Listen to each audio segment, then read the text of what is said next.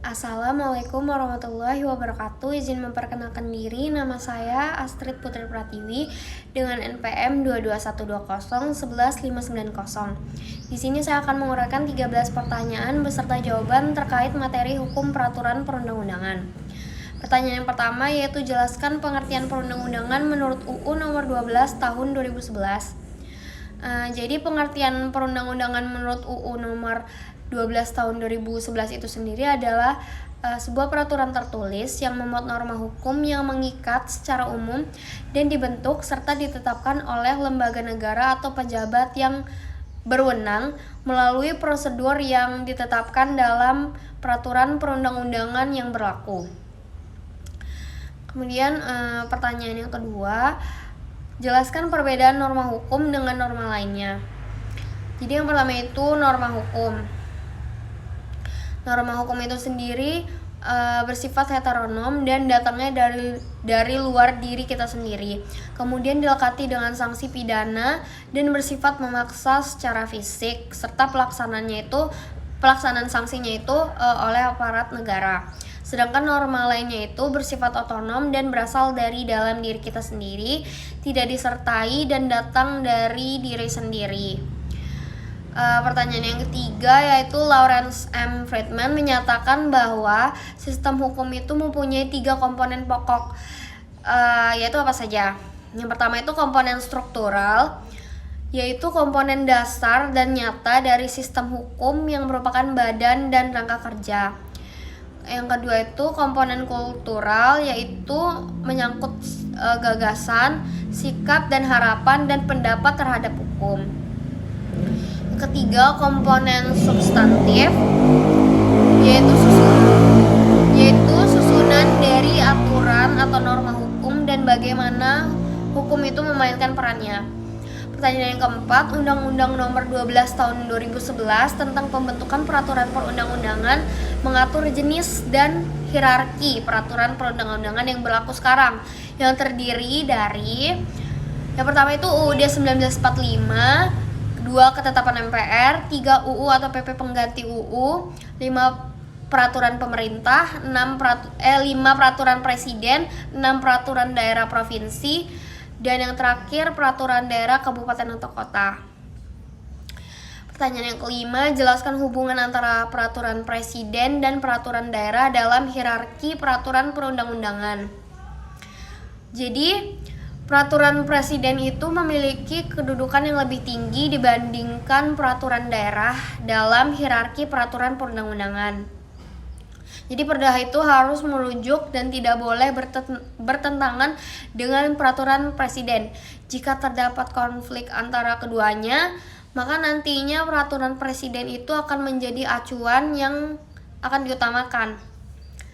Pertanyaan yang keenam itu berkenaan dengan konsepsi materi muatan peraturan perundang-undangan, yaitu mencakup apa saja. Yang pertama itu pengharmonisasian konsepsi materi muatan rancangan peraturan perundang-undangan dengan Pancasila. Yang kedua, pengharmonisasian konsepsi materi muatan rancangan peraturan perundang-undangan dengan UUD. 3. Pengharmonisasian rancangan peraturan perundang-undangan dengan asas pembentukan dan asas materi muatan peraturan perundang-undangan. Yang keempat, pengharmonisasian materi muatan peraturan perundang-undangan secara horizontal. Yang kelima, pengharmonisasian materi muatan rancangan peraturan perundang-undangan dengan perjanjian internasional. Yang keenam, pengharmonisasian rancangan peraturan perundang-undangan dengan putusan MK dan MA. Pertanyaan yang ketujuh, sebutkan asas-asas yang harus diperhatikan dan diperlukan dalam peraturan perundang-undangan.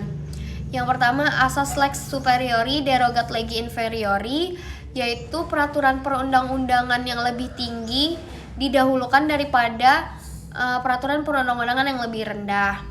Kedua, asas lex specialis derogat legi generali, yaitu peraturan perundang-undangan khusus didahulukan berlakunya daripada peraturan perundang-undangan umum. Yang ketiga, asas lex posteriori derogat legi priori, yaitu peraturan perundang-undangan baru didahulukan daripada undang-undang terdahulu. Yang keempat, asas lex neminem jogit ad impossibilia, yaitu peraturan perundang-undangan tidak memaksa seseorang untuk melakukan sesuatu yang tidak mungkin dilakukan. Yang kelima, itu asas lex perfecta, yaitu peraturan perundang-undangan yang tidak hanya melarang suatu tindakan terlarang, tetapi menjadikan tindakan larangan tersebut itu batal. Yang terakhir, asas lex retroaktif, yaitu peraturan perundang-undangan yang tidak dimaksudkan untuk berlakunya surut karena menimbulkan ketidakpastian hukum. Pertanyaan ke-8,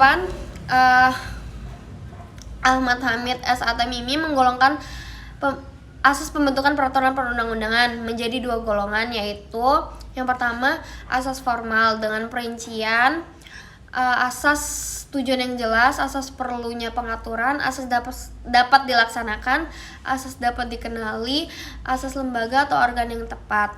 Yang kedua, asas-asas material dengan perincian, asas sesuai cita hukum Indonesia dan norma fundamental negara, asas sesuai dengan hukum dasar, asas sesuai prinsip-prinsip negara, dan asas sesuai prinsip-prinsip pemerintah.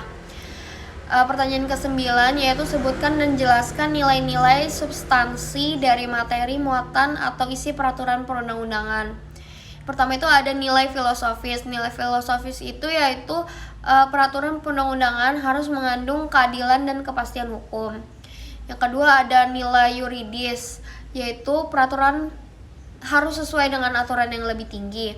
Yang terakhir nilai sosiologis, yaitu peraturan tersebut harus mencerminkan dan menjawab kebutuhan masyarakat.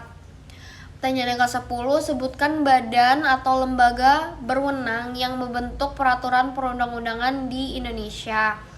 Yang pertama, yang berwenang mengubah dan menetapkan UUD adalah MPR.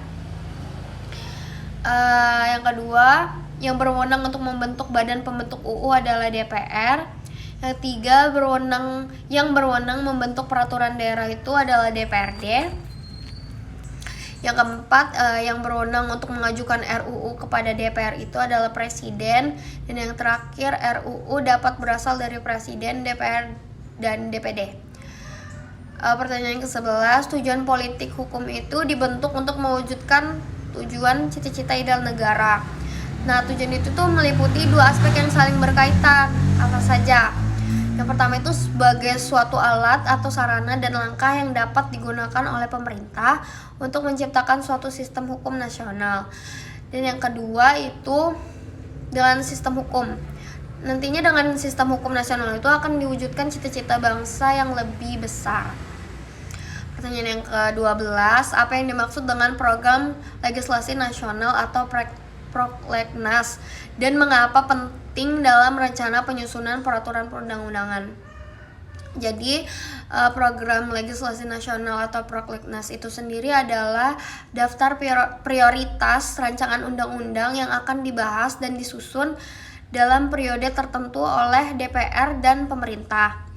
Nah, pentingnya Prolegnas itu sendiri itu adalah menjamin perencanaan pembentukan undang-undang yang sistematis dan terarah, kemudian menghindari tumpang tindih peraturan dan memastikan kesesuaian dengan peraturan yang lebih tinggi.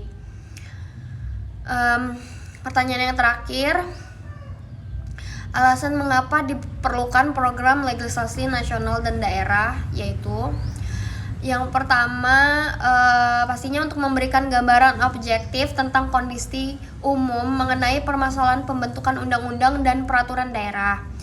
Kemudian yang kedua itu sebagai sarana pengendali kegiatan pembentukan undang-undang dan peraturan daerah, dan mempercepat proses pembentukan undang-undang dan peraturan daerah dengan memfokuskan kegiatan penyusunan rancangan undang-undang dan rancangan peraturan daerah.